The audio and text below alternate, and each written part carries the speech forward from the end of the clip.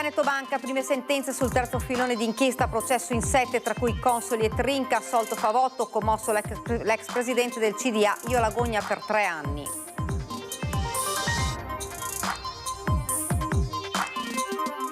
Travolto da un'auto mentre attraversa sulle strisce a Conegliano, 53enne ricoverato in gravissime condizioni, tra le cause forse il mancato sbrinamento del parabrezza ghiacciato. Tragedia sfiorata a Crocetta del Montello, dove un rimorchio staccatosi da un trattore centra il plateatico di un bar sfondando la vetrina. Bar nel mirino, ancora un colpo a Treviso, ladri in fuga con 1.000 euro in un bar di Viale della Repubblica, uno dei malviventi ripreso in azione, l'amarezza della titolare. È il 40enne Riccardo Salvagno, l'agente di polizia locale in carcere con l'accusa di aver ucciso Amira Sergiu Tarna. La fuga in Spagna, poi il ritorno in nascondiglio in un casolare fino all'arresto. Salvagno ha risposto alle domande degli inquirenti, quell'incontro non aveva l'obiettivo di ucciderlo. Il suo avvocato trevigiano, persona con grosse fragilità, è molto scosso. L'emergenza assenza dimora è drammatica. Il Veneto è la terza regione per decessi nel 2025, Treviso la provincia con più morti. È destinata a far discutere la seconda mozione presentata in Regione Veneto dai consiglieri Riccardo Szumski e Davide Lovatte di Resistere Veneto. Inaugurato questa mattina a Rovigo il nuovo carcere minorile che porterà alla chiusura di quello di Treviso, e il governatore lancia un centro regionale per recuperare i ragazzi con problemi.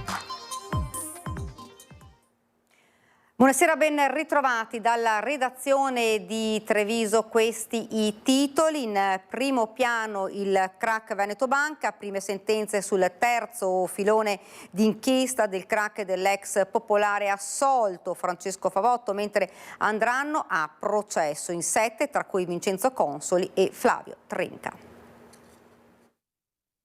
Oltre 2 ore di Camera di Consiglio e poi sono arrivate le prime sentenze sul terzo filone di inchiesta del crack dell'ex Popolare di Montebelluna.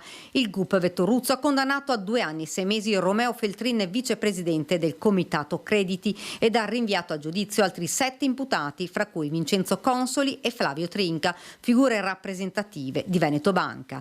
I 7 imputati andranno a processo per bancarotta per distrazione, sentenza di non luogo a procedere per l'avvocato Pierluigi Ronzani, accusato di aver incassato 380.000 euro per una consulenza legale mai fatta. Nell'udienza è stato assolto per non aver commesso il fatto Francesco Favotto, presidente del Consiglio d'amministrazione dell'Istituto di Credito nel 2014 e 2015. Per lui era stata chiesta una condanna di 2 anni e 2 mesi di reclusione per un reato, ci dice, inesistente. Mi sono sentito utilizzato nell'ambito di giochi più grandi e più complessi che secondo me non arrivano ad aiutarci a capire il nucleo di cosa è davvero successo in Veneto Banca in questi.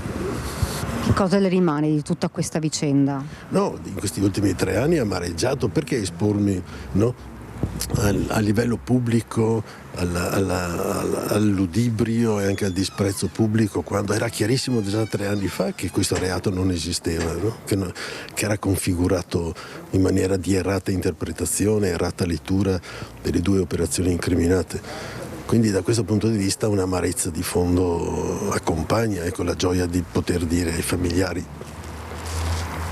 L'emozione di mettere la parola fine ad un incubo durato 3 anni, soddisfatto anche il suo avvocato. È stata una pronuncia molto soddisfacente, perché è intanto una soluzione con formula piena, ma soprattutto certifica l'assoluta estraneità del nostro assistito rispetto a qualsivoglia accusa, a qualsivoglia ipotesi di reato.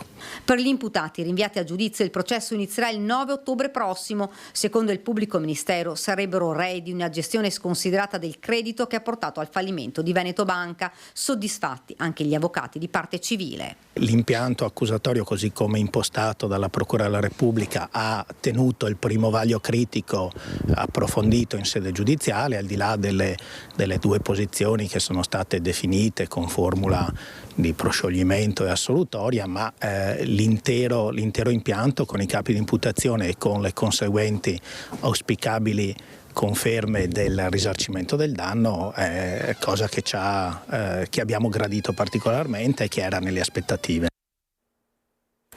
Ed ora la cronaca, travolto da un'auto mentre attraversa sulle strisce pedonali in centro a Conegliano, 53enne ricoverato in gravissime condizioni nell'ospedale di Treviso. Tra le cause dell'investimento forse il mancato sbrinamento del parabrezza ghiacciato della macchina.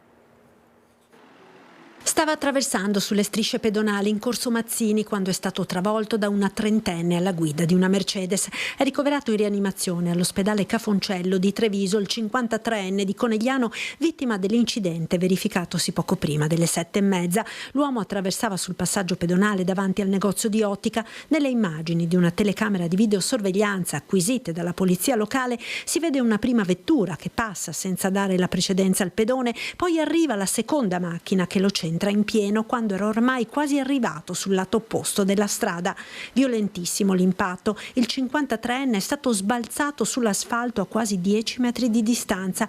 La polizia locale sta conducendo le indagini, da verificare se l'investimento sia stato causato dalla visibilità limitata della conducente a causa della presenza di ghiaccio sul parabrezza della Mercedes, che evidentemente era stato sbrinato solo parzialmente dalla trentenne. Subito soccorso, l'uomo è stato portato al pronto soccorso di Conegliano, da dove, per l'aggravarsi delle condizioni, è stato poi trasferito a Treviso. E al Cafoncello è ricoverata in gravi condizioni anche la donna di 60 anni che ieri pomeriggio è stata investita da un bus della Mom all'incrocio tra Lungosile Mattei e Ponte San Martino. Ancora in corso gli accertamenti della polizia locale per accertare la dinamica dell'incidente e verificare se in quel momento il semaforo pedonale fosse effettivamente rosso. E tragedia sfiorata a Crocetta del Montello, dove un rimorchio carico di legna staccatosi da un trattore ha centrato il plateatico di un bar sfondando la vetrina. Un miracolo che non ci siano stati feriti. In questa fredda giornata nessuno era seduto all'esterno. Si è rotto meccanicamente un pezzo e quindi è successa sta cosa. Certo, abbiamo corso un pericolo, il Signore ci ha voluto bene e non è successo niente, per fortuna. Il plateatico spazzato via, la vetrata in frantumi, poteva davvero finire in tragedia l'incidente verificatosi poco prima di mezzogiorno a Crocetta del Montello. Un trattore ha perso il rimorchio carico di legname che è piombato sul bar Fotografo nella centralissima via Erizzo. Ed è davvero una fortuna che nessuno in quel momento fosse seduto all'esterno del locale come solitamente accade. Effettivamente poteva crearsi una situazione di pericolo perché di solito i clienti del bar si siedono nell'area esterna.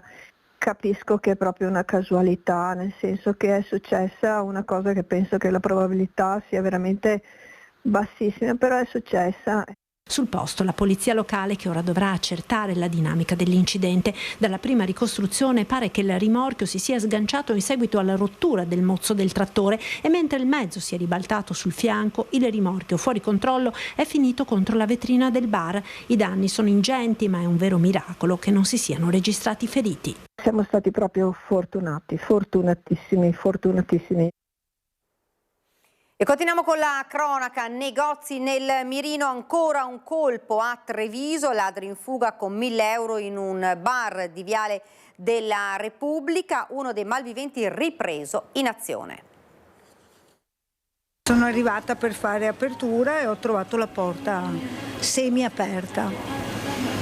E ho capito subito, cioè non ci vuole molto, 2 più 2 fa 4. Sono entrata e c'era la cassa per terra e mancava il cassetto, quello che conteneva comunque i soldi del fondo cassa e dell'incasso, 1.000 euro. Potrebbe aver lasciato la firma proprio davanti alla telecamerina posta davanti alla cassa, il malvivente che intorno alla mezzanotte ha forzato la porta del bar Dersut Caffè Fruttissima di Viale della Repubblica, attaccato all'ipermercato Panorama. Probabilmente 2 i malviventi, uno sarebbe entrato a fare razzia, l'altro rimasto fuori a fare da palo. E anche se verrà individuato il o i responsabili, nella titolare Barbara Botta resta comunque l'amarezza e lo sconforto. Era la prima volta che le accadeva? La prima volta in 15 anni di attività.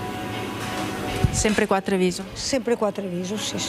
Sempre su questo punto, quindi un punto di forte passaggio, un punto poi Agenzia delle Entrate, Questura, Finanza, cioè non mi sarei mai aspettata, ma questo vuol dire non aver paura di niente. Un luogo di forte passaggio che non è servito da deterrente, così come non è servito tutto il battage della stampa sul tema delle spaccate. Lei sa che ci sono state tantissime spaccate in queste ultime 2 settimane?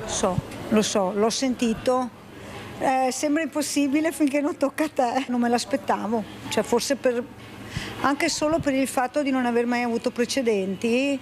Mi pareva una cosa impossibile, cioè mi pareva un posto tra virgolette sicuro proprio perché alla luce del sole, e invece no, neanche alla luce del sole, quindi bisognerà organizzarsi meglio. Oltre il danno alla porta, sistemato alla belle meglio in mattinata, c'è anche la sensazione di essere stati violati che non passerà facilmente. È stata violata, è casa mia, è stata violata. Infatti ho guardato subito se avessero toccato altro, ma no, fortunatamente no, solo la cassa e il cassetto sotto. Nessun allarme, come detto, ma solo una telecamerina davanti alla cassa che ha fatto il suo lavoro, registrando anche la voce del ladro mentre si rivolge probabilmente al palo all'esterno. È venuta la scientifica, mi hanno detto che la porta non aveva impronte digitali perché avevano i guanti, quindi non sembrano degli sciocchi. Pensavo fossero magari qualche barbone che si aggira qua intorno e invece sembrerebbe di no.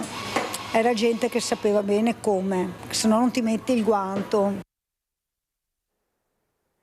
Ed ora l'omicidio di Mira. È Riccardo Salvagno, 40enne, agente della polizia locale di Venezia, l'uomo accusato di aver ucciso il barman 25enne Sergiu Tarna.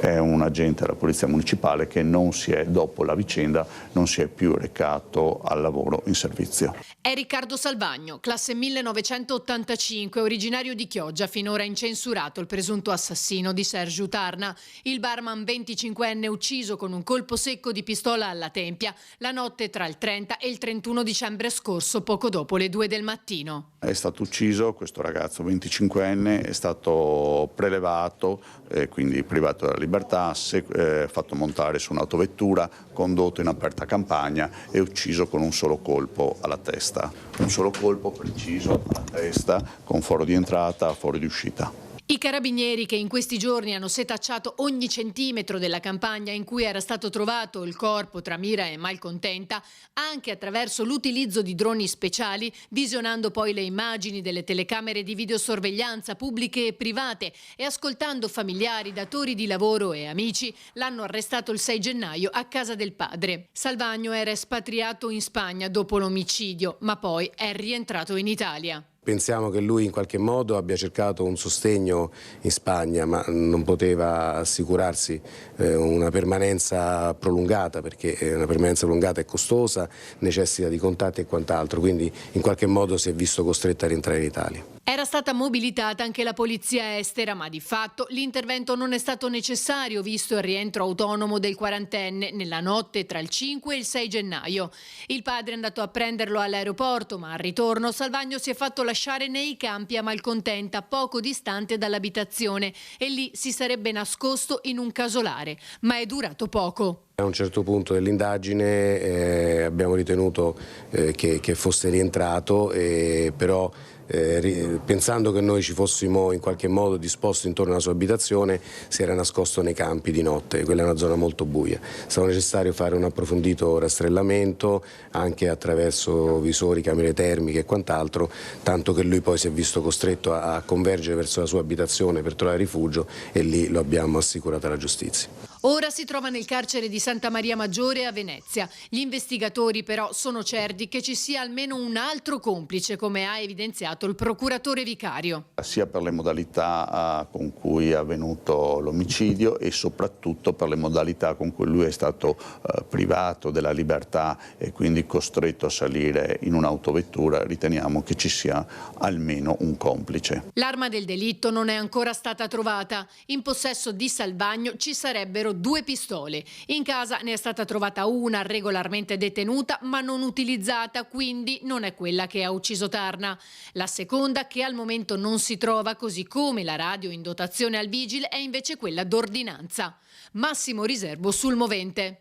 Al momento non ci sbilanciamo sul movente, stiamo lavorando, stiamo valutando tra l'altro la versione dell'indagato che ricordiamo è presunto innocente fino a sentenza definitiva, stiamo verificando la sua versione dei fatti e sul movente non possiamo dire nulla. Oltre alla pista della droga, spaccio, un debito, spunterebbe un'altra ipotesi, quella legata a questioni sentimentali. I due avevano delle frequentazioni comuni e potrebbero essere entrati in competizione per una donna. In agosto Salvagno aveva avuto un momento di fragilità, tanto da raccontare ai colleghi di aver pensato al suicidio. I punti da chiarire sono ancora tanti, bisogna ancora individuare il momento esatto, bisogna capire se chi fosse l'eventuale correo e quindi c'è ancora da lavorare. Un'indagine minuziosa e veloce, quella degli investigatori. In modo, devo dire, ineccepibile, con dei rilievi perfetti, sempre nel rispetto delle garanzie difensive, quindi con piena utilizzabilità del materiale probatorio, ma con soprattutto un puntiglio e una precisione notevole.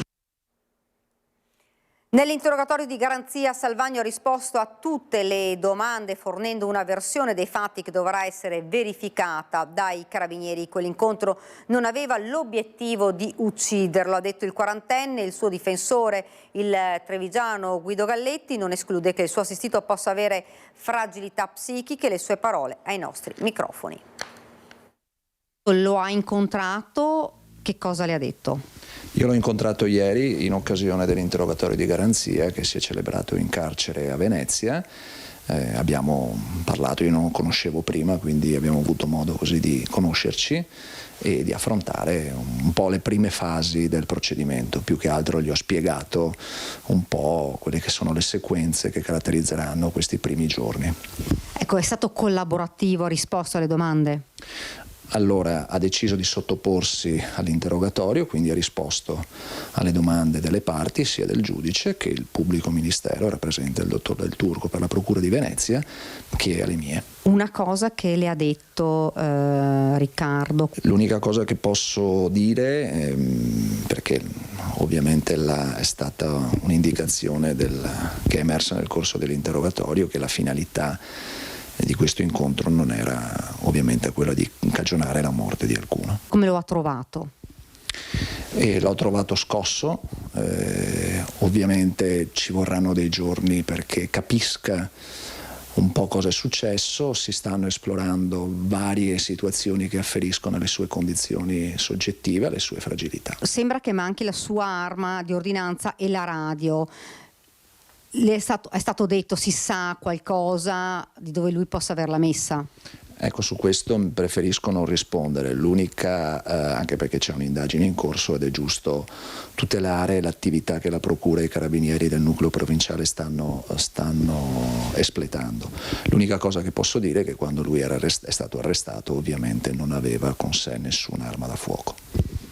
Sul movente si parla di droga, si parla di una donna. Lei si è fatta un'idea di cosa può essere accaduto? Posso solo dire che alcune cose che ho letto sulla stampa non corrispondono a ciò che emerge al momento agli atti di indagine. Ci sono dei complici comunque? Non lo so, valuterà il pubblico ministero. Evidentemente ci sono degli elementi oggettivi documentali che sono stati valorizzati, che possono deporre per il fatto che il signor Salvagno non fosse da solo. Un'ultima cosa, lui ora si trova in carcere, chiederà qualcosa di differente rispetto al carcere? Per il momento penso di escludere un ricorso al Tribunale del riesame. Si è allontanato da casa nel tardo pomeriggio di lunedì scorso 5 gennaio, da allora di lui si sono perse le tracce. Preoccupazione a Gaiarine per la scomparsa di Razvan Valentin Moldavan, 25 anni, residente in paese, alto 1,90 m, corporatura media, capelli castani. Moldovan indossava al momento della scomparsa una tuta nera con fascia gialla trasversale alla maglia, giubbotto pesante di colore blu e scarpe rosse. La prefettura di Treviso ha diramato la segnalazione dopo la denuncia presentata alla stazione dei Carabinieri di Codognè. Chiunque ha visto il giovane o abbia notizie utili alle ricerche è pregato di contattare il 112. L'emergenza senza dimora è drammatica. Il Veneto è la terza regione per decessi, Treviso è la provincia con più morti. Queste coperte lasciate ai piedi del monumento ai caduti in Piazza della Vittoria a Treviso non sono solo un riparo di fortuna, sono il simbolo di un'emergenza silenziosa che oggi assume connotati sempre più drammatici. Nel 2025 in Veneto sono morte 46 persone senza dimora. La nostra regione è al terzo posto in Italia per numero di persone senza tetto decedute, dopo Lombardia e Lazio. Treviso, prima provincia a livello regionale con 12 decessi. Lo rivela il dossier La strage invisibile 2025 dell'Osservatorio Nazionale sulle persone senza fissa dimora, che documenta una tragedia continua. Non si tratta solo di emergenze invernali, le morti avvengono in tutti i mesi dell'anno, soprattutto per malori, malattie non curate, incidenti e violenze, condizioni che la vita in strada rende spesso fatali. L'età media è drammaticamente bassa, intorno ai 40-50 anni. Il fenomeno non riguarda solo le grandi città. I dati mostrano che la maggior parte dei decessi avviene nelle province e nei centri medio-piccoli, contesti dove le persone senza dimora sono più disperse e difficili da intercettare. L'assessore alle politiche sociali della Regione Veneto, Paola Roma, indica nell'emarginazione sociale uno dei nodi principali del fenomeno: persone che restano ai margini, difficili da intercettare e accompagnare in percorsi stabili, con il rischio concreto di ricadere in strada. L'impegno massimo quindi va indirizzato verso sia le strutture di emergenza sia verso la rimozione delle cause economiche ma soprattutto psicologiche, con un lavoro di tutte le professionalità impegnate. Sull'emergenza comunque si sta lavorando per assicurare dei ricoveri soprattutto nei periodi climaticamente più ostili.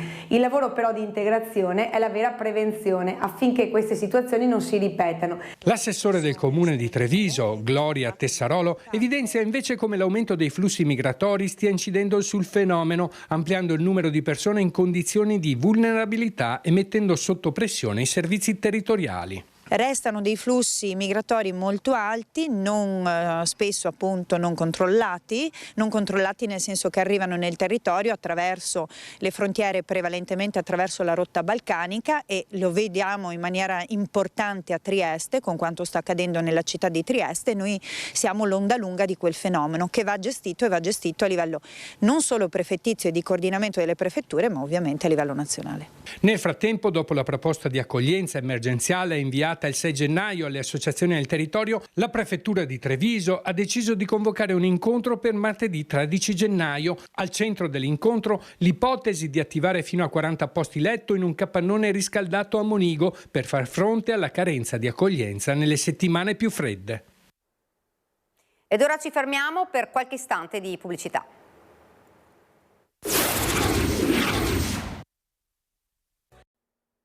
Siamo tornati nuovamente in studio. Inaugurato questa mattina a Rovigo il nuovo carcere minorile con più posti e più spazi per la rieducazione. Stanze detentive, ma non solo. All'interno del nuovo istituto penitenziario per minori inaugurato a Rovigo anche spazi per la rieducazione, aule per lo studio, la formazione, laboratori creativi e una palestra. La struttura sarà operativa per la primavera, 7.000 metri quadri in uno spazio che si trova adiacente al tribunale, potrà ospitare 31 ragazzi. Quando entrerà in funzione vi lavoreranno 50 agenti di polizia penitenziaria, oltre ad un direttore, 10 figure tra professionisti del settore pedagogico, impiegati e funzionari amministrativi. Un luogo dove la pena si coniuga con la rieducazione, ha sottolineato più volte il sottosegretario alla giustizia Andrea Ostellari, il terzo in Italia dopo quelli aperti all'Aquila e Lecce. Sono strutture ovviamente fondamentali per coloro che si ritrovano caduti all'interno di un contesto criminale importante, ma sono strutture che non sono solo luoghi di detenzione, ma spazi di rieducazione, di educazione, di speranza in un futuro. Ovviamente dipende molto anche da loro, ma noi abbiamo l'intenzione di mettere a disposizione di chi sbaglia lo strumento per potersi rieducare e ritornare ovviamente nelle nostre comunità. Con l'apertura del carcere minorile di Rovigo ci sarà la progressiva chiusura di quello di Treviso e gli spazi attualmente occupati per la detenzione dei minori verranno riassegnati all'amministrazione penitenziaria, che nel giro di un mese realizzerà uno spazio dedicato ai semiliberi. Ma la novità in Veneto è stata annunciata dal presidente Alberto Stefani. Per la prima volta la regione potrà attivare un centro di recupero ad alto impatto sanitario alternativo al carcere per minori con disagio comportamentale e polidipendenze. Grazie a questa struttura i ragazzi potranno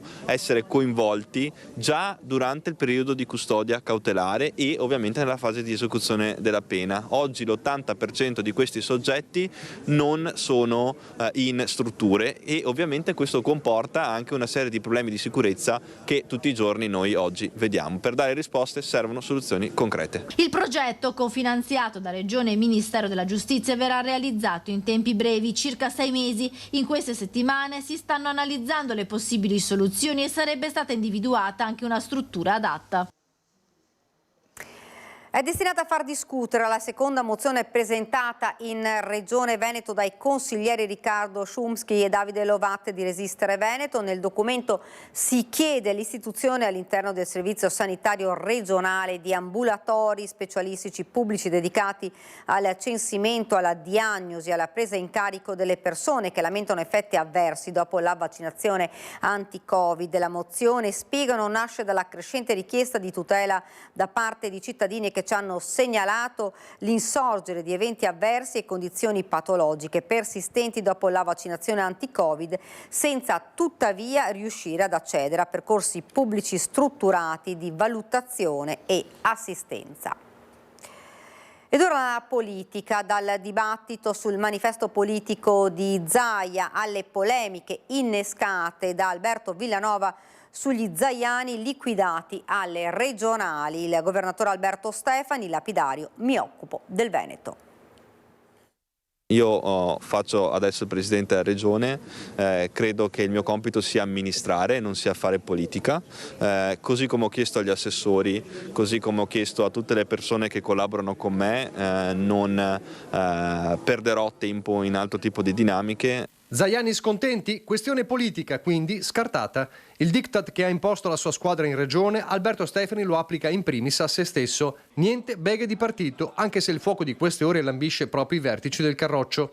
E così il governatore rimanda al mittente di sfoghi come quello di Alberto Villanova e ribadisce quanto detto al Palevin di Arcade. Le parole di Zaia, il cosiddetto manifesto del Foglio, sono in linea con il programma di governo della regione che lui stesso ha messo in moto. I dietrologi potrebbero intravedere in questo anche il tentativo di spegnere le luci della ribalta attorno al predecessore, che da par suo si dice meravigliato del clamore. L'aver espresso, come fanno molti, considerazioni che a me sembrano super pacifiche, non belligeranti rispetto a alcuni temi, che sono semplicemente dei contributi a riflettere, ma che senza nessuna presunzione che qualcuno li prenda di punta, vuol dire che il problema non sono le considerazioni ma è chi le fa. La sensazione è che al netto di strette di mano, sorrisi e ringraziamenti reciproci, i nodi da sciogliere in casa Lega siano diversi. Nodi che dovranno prima o poi venire al pettine, se lo stesso Zaia, sul Vannacci numero 2 del partito che ha stigmatizzato il suo manifesto, commenta così. Lui è un vice e quindi ha espresso un vice parere. Ma dentro la Liga lo scontro resta aperto, soprattutto tra il Carroccio padovano e quello trevigiano. Ieri sera a Focus il confronto tra Roberto Marcato e Alberto Villanova. Se c'è questo manifesto, che è un manifesto politico, e l'ha detto Zaia che è un manifesto politico, ripeto, io sono il primo a dire che creiamo una tesi congressuale per quando andremo al congresso Veneto, per dire che c'è qualcuno che va avanti su questa linea. Solo perché rimanga agli atti, visto che questi erano i punti programmatici del sottoscritto della mia candidatura al congresso. Roberto, lo so bene. Ma non ho visto Zaia andare in giro con la motoretta e volantinare per Marcato, visto che erano gli stessi. Il botta e risposta a Focus racconta anche plasticamente il solco scavato nella Lega, Padova contro Treviso e viceversa. In mezzo ci sono i rancori pre e post regionali e soprattutto l'ormai noto manifesto di Zaia, diventato terra di scontro tra le anime del Carroccio, non solo geografiche. Roberto Marcato, uno che la linea salvinian-pannacciana non l'ha mai digerita, è altrettanto duro con Zaia, perché dice questo manifesto arriva a tempo scaduto e ha un solo obiettivo: distinguersi e non sparire fagocitato dal nuovo corso. La notizia sarebbe stata le modalità, e cioè questo è il mio manifesto, domani mattina, che sono un membro autorevole del federale, della Lega, porto questi manifesti, li trasformo in punti programmatici, li metto ai voti in federale. Se no a cosa servono? Servono per attirare l'attenzione, questo sì, vuole essere il leader del centrodestra. Deve esercitare il potere che ha, devi agire da leader. E ripeto, agire da leader cosa significa? Che se lui come sottoscritto sono in antitesi rispetto a Vannacci, deve andare al federale e dire io pongo la questione Vannacci, ma non dopo che Vannacci diventa vice segretario federale. Al congresso federale non c'è stata nessuna teoria, nessuna tesi, nessuna proposta. C'è stato chi ha tentato come sottoscritto di avere una voce distonica, il Luca Pape. In terra trevigiana tradizionalmente c'è anche il cuore degli zaiani, ma non di tutti. Villanova, confermando l'amarezza di quel post che ha generato altre discussioni in questi giorni, mette in mezzo pure la sua segreteria provinciale e usa toni inediti rispetto a quando era speaker della maggioranza e lanciava la linea del Piave. Io in questi 5 anni, soprattutto in questi ultimi 5 anni, ho difeso Zaia, l'amministrazione e la Lega in ogni situazione. L'ho difesa anche quando era molto difficile metterci la faccia e mi sono reso conto che siamo tutti leghisti, ma qualcuno è più leghista degli altri e c'è stata questa situazione dove il giorno prima delle elezioni il mio partito manda attraverso il canale WhatsApp ufficiale della segreteria provinciale manda un messaggio dove invita i militanti a votare 2 candidati, un uomo e una donna, e tra i quali non c'ero io, ok? Il giorno prima delle elezioni e dopo resti fuori per 150 voti. C'è tanta amarezza. Volano gli stracci, insomma, e lo stesso Villanova si appella a un nuovo congresso dove mettere in chiaro che non esiste una linea unica nel partito, ma bulldog marcato e scatenato, e ancora una volta ribadisce il concetto mettendo nel mirino proprio Zaia. Nell'ultimo congresso federale c'è stato qualcuno, Zaia compreso, che ha proposto tesi congressuali? No. C'è stato qualcuno che ha proposto alternative a Salvini? No. Non c'è stata una grande rivoluzione. E Salvini può dire tranquillamente a tutti, muti, perché io sono stato eletto per acclamazione. E ha ragione lui, perché chi avrebbe potuto dire qualcosa non l'ha detto. Sciolto nella serata di ieri il nome del candidato del centrodestra alle elezioni provinciali del 1° febbraio sarà il sindaco leghista di Roncade Marco Donadel, ancora respinti gli assalti di Fratelli d'Italia. Insomma, sono soddisfatto che il centrodestra abbia trovato la quadra sul mio nome. Di questo ovviamente ringrazio il mio segretario provinciale Dimitri Coin, ma anche i segretari di tutto il centrodestra. Essendo sindaco al primo mandato ho dato la mia disponibilità nel momento in cui il mio partito mi ha chiesto se volevo mettermi in corsa, io ho dato la mia piena disponibilità. Il leghista Marco Donadel, sindaco di Roncade, è il candidato che il centrodestra presenterà alle elezioni provinciali per eleggere il nuovo presidente dopo i 10 anni di mandato di Stefano Marcon, eletto anche in consiglio regionale. Anche se è presto per fare programmi, Donadel ha già le idee chiare sul futuro che lo aspetta da qui al 1° febbraio e anche in caso venga eletto. La mobilità lenta è uno dei temi che mi sta più a cuore, ma poi bisogna continuare il lavoro che ha fatto Marcon per quanto riguarda l'istruzione delle nostre scuole, perché è fondamentale per la crescita dei nostri giovani. C'è ancora un'elezione da vincere, per il momento io sono candidato per tutto il centrodestra, ma bisogna andare a votare, quindi mi aspetto un mese molto importante di contatti, di relazioni con tutti i sindaci e i consiglieri della provincia di Treviso. Il segretario provinciale Dimitri Coin racconta anche di un processo molto trasparente per arrivare al nome di Donadel, ma soprattutto di un centrodestra che si muove compatto. È un governo di coalizione, io voglio dire, perché comunque il centrodestra si sta muovendo in maniera compatta e coesa. Abbiamo discusso, abbiamo trovato tutti gli equilibri, abbiamo parlato sia con Forza Italia, con Fratelli d'Italia, ma anche con l'UDC a mezzo del segretario provinciale che è il sindaco di Pieve di Soligo, Stefano Soldan, e quindi siamo riusciti a trovare questo punto di equilibrio. Respinta quindi l'ambizione di Fratelli d'Italia, che potrebbero però pretendere la poltrona di sindaco di Castelfranco in primavera, ma anche qui si vedrà. Ma sono tutte partite singole, ognuna si valuta di volta in volta.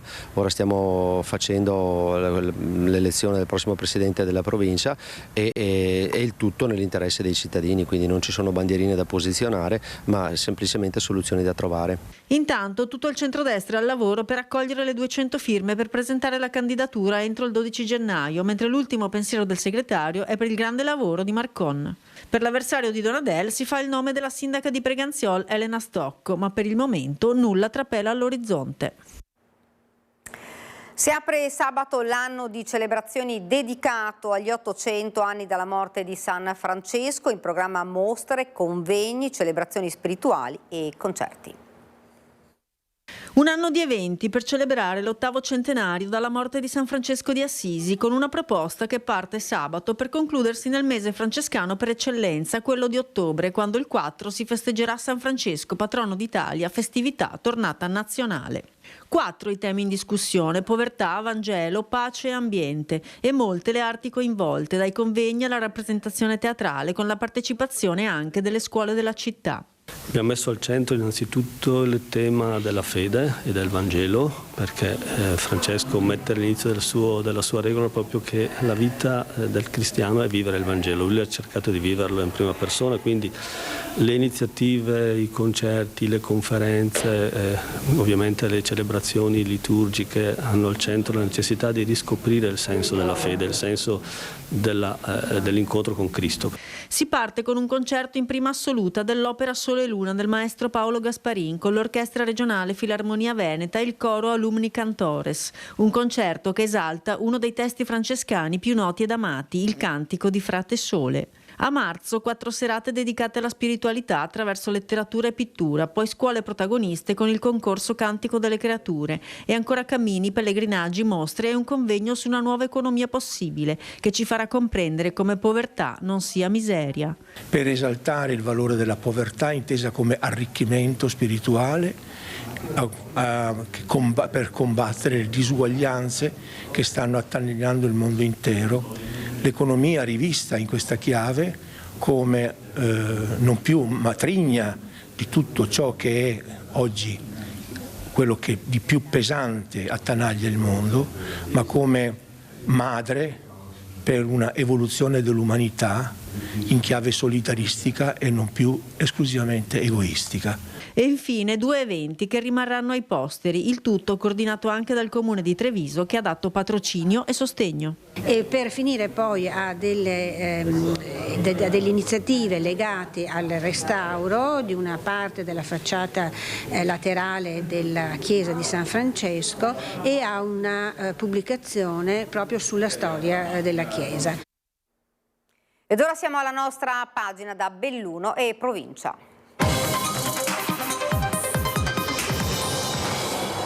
La cronaca in primo piano, un raid notturno degno di una gang non di 2 adolescenti armate di piccone e coltello. 2 ragazze minorenni hanno devastato la stazione di Longarone e un bar, aggredendo il titolare intervenuto dopo l'allarme. Un'escalation di violenza che scuote il bellunese.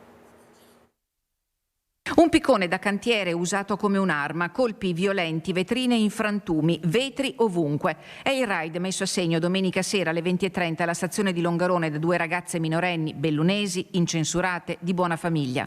I fatti sono gravi. Dopo aver distrutto gli ingressi della stazione, l'assalto è continuato al bar all'interno. L'obiettivo: rubare tabacchi e alcolici. Ma l'allarme ha fatto precipitare il titolare e a quel punto che la situazione è degenerata. Le ragazze hanno iniziato a tirare al suo indirizzo schegge di vetro per poi spruzzarli sul volto ripetutamente il liquido per la pulizia del bancone. Sono prontamente giunti gli agenti delle volanti che le hanno tratte in arresto, le hanno sottoposte a perquisizione e nello zaino di una delle 2 è stato rinvenuto all'esito della perquisizione un pugnale di 34 centimetri di cui 21 di sola lama. Le accuse sono pesantissime: tentata rapina impropria aggravata in concorso, danneggiamento, lesioni aggravate e per una delle 2 anche porto abusivo d'arma. Dopo l'arresto, le minorenni che non erano sotto l'effetto di droghe o alcol sono state trattenute a domicilio fino all'udienza di convalida davanti al giudice della Procura dei minori di Venezia, che ha confermato la misura e disposto per entrambe lo stato di libertà. Non possiamo e non dobbiamo considerarla una bravata, dice il questore di Belluno Roberto Della Rocca, preoccupato per la dinamica, la durata e la violenza con cui l'episodio è stato commesso. Emerge una scarsa percezione del rischio e una poca consapevolezza delle conseguenze delle azioni che loro compiono. Su questo dobbiamo lavorare in maniera, come sempre abbiamo fatto, con un approccio integrato, educativo e preventivo. Ecco perché lei dice non dobbiamo puntare il dito. Assolutamente sarebbe un errore, anche perché non c'è nella realtà bellunese, che conosciamo molto bene, una disorganizzazione sociale, scolastica, assolutamente non è nemmeno questo il caso. Però la riflessione del mondo adulto dobbiamo sicuramente farla. Un intervento che guarda alla rieducazione quindi, ma che non cancella la gravità dei fatti. Le famiglie, sorprese e incredule, saranno ora chiamate a rispondere anche sul piano economico. I danni alle strutture sono ingenti e dovranno essere risarciti. Una vera e propria tentata rapina attuata in modalità estremamente violente. Questo è un dato che ci fa riflettere, perché un giovane che infrange la legge non sta solo commettendo un reato, ma sta comunque mettendo potenzialmente un'ipoteca sul proprio futuro, precludendosi potenzialmente concorsi di lavoro e altre opportunità. Violenza al di sopra di ogni immaginazione in tempi nei quali agli adolescenti manca un obiettivo condiviso nella comunità che li accoglie e che non ha più soggetti che producono scopo.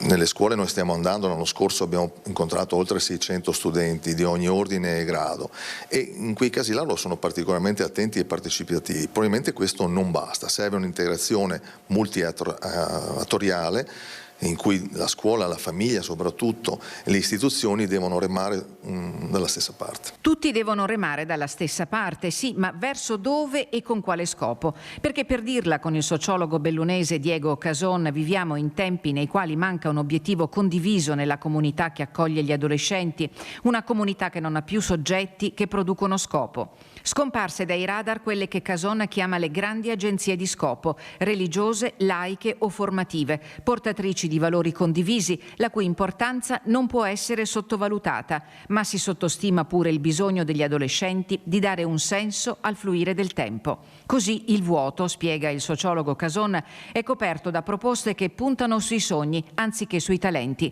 e in questa giostra, anziché concentrarsi, i ragazzini sono lasciati in balia di contenuti virtuali pari a quelli reali, in una sovrabbondanza di cui non si sa che fare.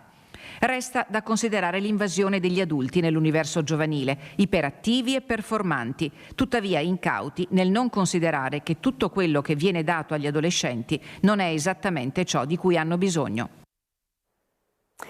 Tragedia di Crans-Montana, la prevenzione prima di tutto, deve averlo pensato il sindaco di Cortina Gianluca Lorenzi, che ieri ha disposto l'emanazione di un'ordinanza che vieta negli esercizi aperti al pubblico l'utilizzo di qualsiasi dispositivo pirotecnico come le candele scintillanti molto in voga nei locali che hanno causato il devastante incendio in Svizzera. È proprio al disastro di Capodanno ad avere riacceso l'attenzione sui rischi concreti che potenzialmente corrono sia gli avventori che il patrimonio pubblico e privato. Il divieto esteso a tutto il territorio comunale di Cortina è già esecutivo e i controlli saranno affidati alla polizia locale, oltre alle forze dell'ordine e ai vigili del fuoco.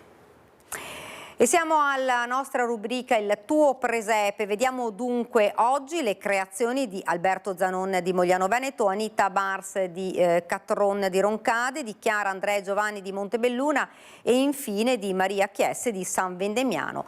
A me con queste belle immagini non rimane che salutarvi e augurarvi una buona serata. Grazie per averci seguito. Arrivederci.